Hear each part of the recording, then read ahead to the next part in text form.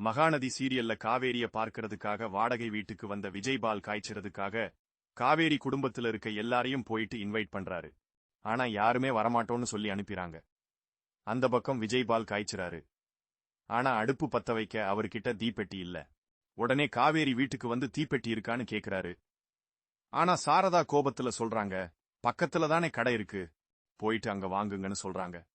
ஆனா விஜய் கேட்டுட்டே இருக்காரு. சாரதா திட்டிட்டே தான் இருக்காங்க. அப்புறம் விஜய் கேக்குறாரு, உங்க வீட்டுல விளக்கேத்துறவங்க யாரும் இருந்தா அனுப்பி விடுங்கன்னு. வேணும்னா இந்த அக்காவை கூட்டிட்டு போறேன்னு கங்காவை காட்டுறாரு. ஆனா சாரதா சொல்றாங்க, ஒப்பந்தம் போட்டு யார சரி கூட்டிட்டு வந்து விளக்கேத்தவைங்கன்னு. உடனே விஜய் போறாரு. அந்த பக்கம் வீட்டுக்கு போயிட்டு விஜயும் விஜய்க்கு வீட வாடகை விட்டவங்களும் சேர்ந்து பால் காய்ச்சறாங்க.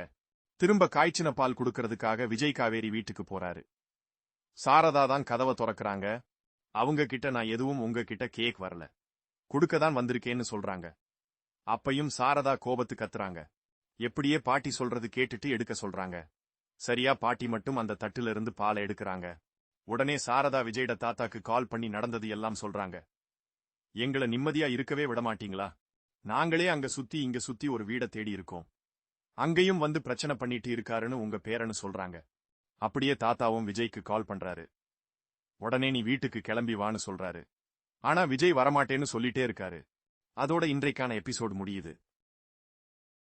உங்களுக்கு பிடித்தமான சீரியல் ப்ரோமோக்கள், திரை விமர்சனங்கள் மற்றும் சினிமா தகவல்களை தெரிஞ்சுக்க எங்களோட தமிழ் சினிமா சேனலை மறக்காம இப்போதே சப்ஸ்கிரைப் பண்ணுங்க.